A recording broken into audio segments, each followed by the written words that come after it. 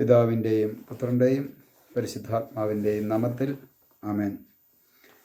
യേശുവിൽ സ്നേഹം നിറഞ്ഞ സഹോദരങ്ങളെ, എല്ലാവർക്കും ക്രിസ്മസിൻ്റെ എല്ലാവിധ നന്മകളും കർത്താവായ യേശുക്രിസ്തുവിൻ്റെ നാമത്തിൽ ആശംസിക്കുന്നു. മിശിഹായിൽ സ്നേഹം നിറഞ്ഞ സഹോദരങ്ങളെ, ലോകമെങ്ങും നമ്മുടെ കർത്താവായ യേശുക്രിസ്തുവിൻ്റെ ജനന തിരുനാൾ ആഘോഷിക്കുമ്പോൾ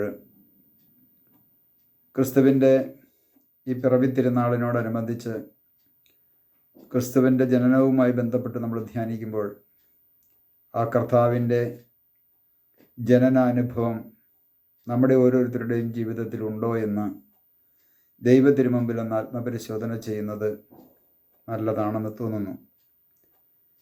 ക്രിസ്മസ്, ക്രൈസ്റ്റ്, ക്രിസ്തു, മാസ്, കുർബാന, ക്രിസ്മസ്, അർപ്പണം.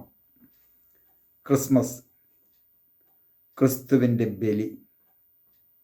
മാസിൻ്റെ ബലിയെന്നും സമർപ്പണമെന്നും എല്ലാം അർത്ഥമുണ്ട്. അപ്പോൾ ക്രിസ്മസ് എന്ന് പറയുമ്പോൾ ക്രിസ്തുവിൻ്റെ ബലിയാണ്.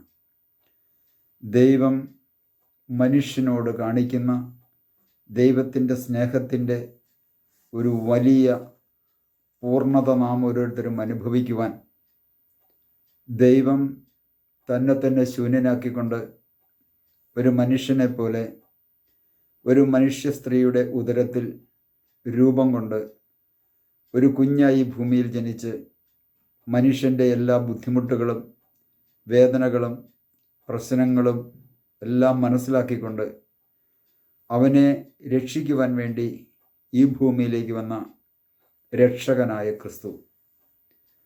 ആ ക്രിസ്തുവിനെ നമ്മൾ കൂടുതലായിട്ട് ധ്യാനിക്കുമ്പോൾ ഈ ക്രിസ്തുവിൻ്റെ ജനനാനുഭവം ഇന്ന് എൻ്റെ ജീവിതത്തിൽ നടക്കുന്നുണ്ടെങ്കിൽ മാത്രമേ ഈ ക്രിസ്മസ് എൻ്റെ ജീവിതത്തിൽ ഒരു അനുഗ്രഹമായി മാറുകയുള്ളൂ.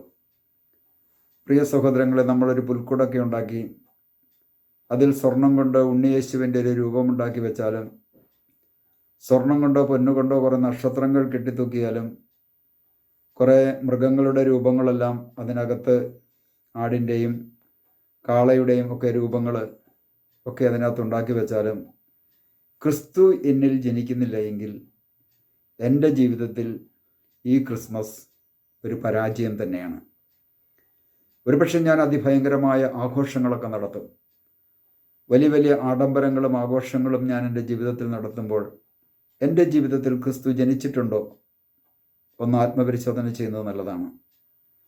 ക്രിസ്തുവിൻ്റെ ജനനം ഓരോ ദിവസവും ക്രിസ്തുവിൻ്റെ ജനനവും പരസ്യ ജീവിതവും പീഡാനുഭവവും കുരിശുമരണവും ഉത്ഥാനവും എല്ലാം ആഘോഷിക്കുന്ന ഏറ്റവും മഹത്തായ വിശുദ്ധ കുർബാന ഒരു ക്രിസ്ത്യാനിയുടെ ജീവിതത്തിൽ എല്ലാ ദിവസവും തന്നെ ക്രിസ്മസാണ്.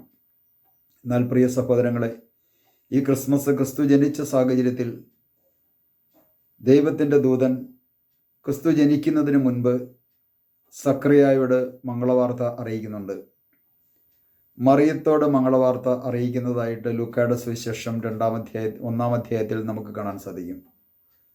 സക്രിയായോട് പറയുന്നതും 1-ാം അധ്യായത്തിൽ നമുക്ക് കാണാൻ സാധിക്കും. എന്നാൽ 2-ാം അധ്യായത്തിലേക്ക് പ്രവേശിക്കുമ്പോൾ നമുക്ക് മറ്റൊന്ന് കാണുവാൻ സാധിക്കും. യേശുവിൻ്റെ ജനനവുമായി ബന്ധപ്പെട്ട് ആ മേഖലയെക്കുറിച്ച് നമ്മളൊന്ന് ചിന്തിച്ചാൽ നമുക്കിങ്ങനെ കാണുവാൻ സാധിക്കും. 2-ാം അധ്യായത്തിൻ്റെ 10-ാമത്തെ തിരുവചനത്തിൽ ദൂതൻ അവരോട് പറഞ്ഞു, ഭയപ്പെടേണ്ട, ഇതാ സകല ജനത്തിനും വേണ്ടിയുള്ള വലിയ സന്തോഷത്തിൻ്റെ സദ്വാർത്ത ഞാൻ നിങ്ങളെ അറിയിക്കുന്നു. ദാവീദിൻ്റെ പട്ടണത്തിൽ നിങ്ങൾക്കായി ഒരു രക്ഷകൻ, കർത്താവായ ക്രിസ്തു ഇന്ന് ജനിച്ചിരിക്കുന്നു. ഇതായിരിക്കും നിങ്ങൾക്കടയാളം. പിള്ളക്കച്ച കൊണ്ട് പൊതിഞ്ഞ് പുൽത്തൊട്ടിയിൽ കിടത്തിയിരിക്കുന്ന ഒരു ശിശുവിനെ നിങ്ങൾ കാണും. പെട്ടെന്ന് സ്വർഗീയ സൈന്യത്തിൻ്റെ ഒരു വ്യൂഹം ആ ദൂതനോടുകൂടെ പ്രത്യക്ഷപ്പെട്ട് ദൈവത്തെ സ്തുതിച്ചുകൊണ്ട് പറഞ്ഞു, അത്യുന്നതങ്ങളിൽ ദൈവത്തിന് മഹത്വം, ഭൂമിയിൽ ദൈവകൃപ ലഭിച്ചവർക്ക് സമാധാനം. പ്രിയ സഹോദരങ്ങളെ, 10 മുതൽ 14 വരെയുള്ള തിരുവചനം അതിമഹത്തായ ഒരു വചനഭാഗം തന്നെയാണ്. ആട്ടിടയന്മാർ രാത്രിയുടെ യാമങ്ങളിൽ ആടുമേയിച്ചു കൊണ്ടിരുന്ന ആട്ടിടയന്മാർ അവർ സുഖത്തിൻ്റെ മടിത്തട്ടിൽ കിടന്നുറങ്ങുന്നവരല്ല. അവർ കിടക്കുന്നത് ആടിനോടുകൂടിയാണ്. ആട് കിടക്കുന്നിടത്ത് അവർ കിടക്കുന്നു. ആടിൻ്റെ ചൂരുമണം അവരുടെ ശരീരത്തിൽ നിന്നും അവരുടെ വസ്ത്രത്തിൽ നിന്നും പുറത്തേക്ക് വരുന്നു. അങ്ങനെ ആടിൻ്റെ ചൂരുമണമടിച്ച് കിടന്ന ആ ആട്ടിടയന്മാരുടെ ജീവിതത്തിലേക്ക് ദൈവത്തിൻ്റെ ദൂതൻ കടന്നുവെന്ന് പറയുകയാണ്, ഭയപ്പെടേണ്ട, സകല ജനതകൾക്കും വേണ്ടിയുള്ള രക്ഷയുടെ സദ്വാർത്ത ഞങ്ങൾ നിങ്ങളെ അറിയിക്കുന്നു. ഞാൻ നിങ്ങളെ അറിയിക്കുന്നു. ദാവീദിൻ്റെ പട്ടണത്തിൽ ക്രിസ്തു രക്ഷകൻ നിങ്ങൾക്കായി ജനിച്ചിരിക്കുന്നു. പ്രിയ സഹോദരങ്ങളെ, ഇന്ന് ഈ ആട്ടിടയന്മാരുടെ സ്ഥാനത്ത് ഒരുപക്ഷെ നമ്മളായിരിക്കാം. പലതരത്തിലുള്ള വ്യതകൾ കൊണ്ട് ദുർഗന്ധം വമിക്കുന്ന അവസ്ഥയിൽ ജീവിക്കുന്ന ഒരു വ്യക്തിയാകാം. മറ്റുള്ളവരാൽ മാറ്റി നിർത്തപ്പെട്ടും ഒറ്റപ്പെടുത്തിയും കൂക്കുവിളിച്ചും അപമാനഭാരത്താൽ വിഷമിച്ച് കഴിയുന്ന ഒരു വ്യക്തിയാകാം. ആ വ്യക്തിയുടെ ജീവിതത്തിൽ ക്രിസ്തു ജനിക്കും, ഒരു സംശയവുമില്ല. എന്നാൽ ഇവിടെ ക്രിസ്തു ജനിച്ച ആ വിവരം അറിയുവാനും ക്രിസ്തുവിനെ കാണുവാനുമായിട്ടുള്ള ഭാഗ്യം ലഭിച്ചത് ആട്ടിടയന്മാർക്കാണ്. അതുപോലെ തന്നെ 3 പൂജ്യരാജാക്കന്മാർക്കും സാധിച്ചു. അവർ ഇരുന്ന സിംഹാസനത്തിൽ നിന്നും താഴേക്കിറങ്ങി വന്ന് കാലിത്തൊഴുത്തിൽ കാലികളുടെ ഇടയിൽ ജനിച്ചു വീണ, പുഴു പിടിച്ച് കിടക്കുന്ന, വണ്ടും ചെള്ളും ദുർഗന്ധവും നിറഞ്ഞു നിൽക്കുന്ന ആ കാലിത്തൊഴുത്തിൽ ജനിച്ച യേശുവിനെ കാണുവാൻ സിംഹാസനം വിട്ട് താഴേക്കിറങ്ങി വന്നപ്പോൾ അവർക്ക് യേശുവിനെ കാണാൻ സാധിച്ചു.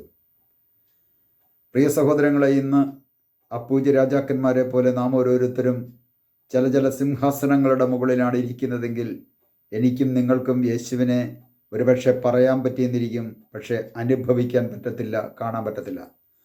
കാണുവാനും അനുഭവിക്കുവാനും പറ്റണമെങ്കിൽ നാം ഓരോരുത്തരും താഴേക്ക് ഇറങ്ങി വരണം.